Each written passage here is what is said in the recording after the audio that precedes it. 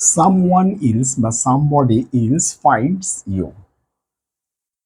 Arabic واحد شخص آخر يطلبك. Second, someone else somebody else knows it. Arabic واحد شخص آخر يعلم هذا. Third, somebody else someone else speaks it. Arabic واحد شخص آخر يتكلم هذا. গঠন প্রণালী Arabic and English.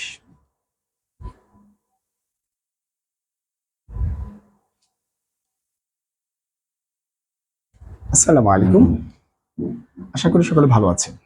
আচ্ছা, আমরা যারা আরবি ও ইংলিশে দক্ষতা অর্জন করতে চাচ্ছি, আরবি এবং ইংলিশ ভাষাতে খুব ইজিলি ভাবে শিখতে চাচ্ছি, খুবই সহজ ওয়ে খুঁজছি এবং টেকনিক খুঁজছি যে কোন টেকনিকে আমরা ইংলিশ এবং আরবিক এই দুটি ভাষাকে একত্রে বেসিক সহকারে শিখতে পারি।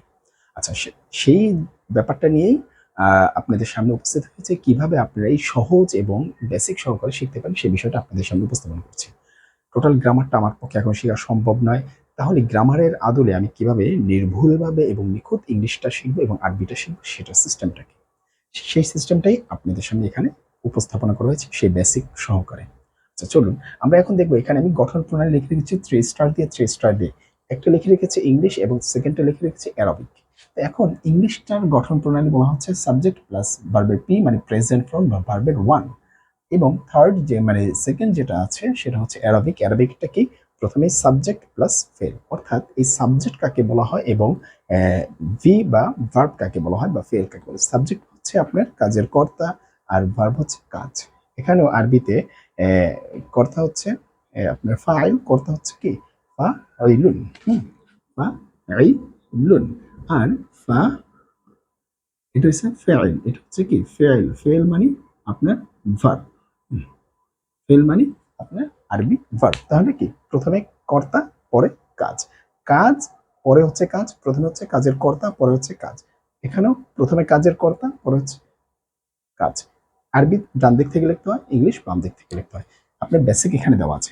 এখন আপনি সহজে কিভাবে শিখবেন এই এই জিনিসটা কিভাবে ব্যবহার করবেন সেটাই আমি এখানে আপনাদেরকে দেখিয়েছি। দেখেন, আপনি বলছেন এই যে আপনি বলছেন সাবজেক্ট, তাহলে এখন বলছেন এমন একটা সাবজেক্ট বলছেন সামওয়ান এলস বা somebody else finds you, someone else বা সামবডি এলস ফাইন্ডস ইউ। যে অর্থটা এটা যদি অ্যারাবিক করেন তাহলে অ্যারাবিক করলে কি আসবে? অ্যারাবিক করলে আসবে ওয়াহিদুন অবলিক শখসুন আখারু ইয়াতলুবুকা। ওয়াহিদুন শখসুন ওয়াহিদুন অবলিক শখসুন আখারু ইয়াতলুবুকা। অর্থটা হচ্ছে বাংলাতে এই দুটোর অর্থটা কি দাঁড়ায়? সামবডি, আপনি বুঝছেন সামবডি ইজ বা সামওয়ান ইজ, অন্য কেউ, ফাইন্ডস ইউ তোমাকে খুঁজে, অন্য কেউ তোমাকে খুঁজে। অ্যারাবিক ভাবে বললেও এই অন্য কেউ তোমাকে খুঁজে। আরবিতে কি ওয়াহিদুন আখারু ইয়াতলুবু বা শখসুন আখারু ইয়াতলুবুকা, অন্য কেউ তোমাকে খুঁজে। Same that process. এই দেখেন, এই গঠন অনুসারে ইংলিশ লিখেছি আর এই গঠন অনুসারে আরবি লিখেছি। এটা আমি একটু অ্যারো চিহ্ন দিয়ে দেখাই। অ্যারাবিকটা লিখেছি এই গঠন অনুসারে আর ইংলিশটা লিখেছি এই গঠন অনুসারে। আমাকে বেসিক আছে, সেই বেসিকটা দেখে আপনার জাস্ট একটু দেখলে খেয়াল করবেন। এরপর দেখেন সেকেন্ড বাক্যটা লিখে রেখেছি, আমরা একাধিক উদাহরণ দিয়ে বুঝি তাহলে ইজি হয়ে যাবে। সামওয়ান ইলস অথবা সামবডি ইলস মানে অন্য কেউ, ইলস যোগ করলে এগুলো সামওয়ান মানে কেউ আর এর সাথে ইলস যোগ করলে অন্য কেউ। সামওয়ান ইলস বা সামবডি ইলস নোজ ইট, এটা অন্য কেউ জানে, এটা অন্য কেউ জানে। এখন আরবিতে কিভাবে বলবো? ওয়াহিদুন অথবা শখসুন আখারু ইয়ালামু হাদা, এটা অন্য কেউ জানে। ওয়াহিদুন আখারু অন্য কেউ, ওয়াহিদুন আখারু অন্য কেউ বা শখসুন আখারু অন্য কেউ, ইয়ালামু জানে হাদা এটা অন্য কেউ জানে। তারপরে থার্ড যেটা সামওয়ান ইলস যেটা আমরা বলবো অন্য কেউ বা সামবডি ইলস অন্য কেউ, স্পিক্স ইট এটা অন্য কেউ কথা বলে, এটা অন্য কেউ কথা বলে, অন্য কেউ কথা বলে। এরপরে আরবিতে কিভাবে বলবো? যে ওয়াহিদুন শখসুন আখারু, ওয়াহিদুন অথবা শখসুন আখারু, তাহলে কি অন্য কেউ ইয়াতাকাল্লামু কথা বলে হাদা এটা, অন্য কেউ বা শখসুন কথা বলে এটা। এই হচ্ছে আমাদের বেসিক সহকারে কিভাবে আমরা আরবি এবং ইংলিশ বলবো। আজ এ পর্যন্ত, পরবর্তী ভিডিওতে দেখা হবে। আসসালামু আলাইকুম।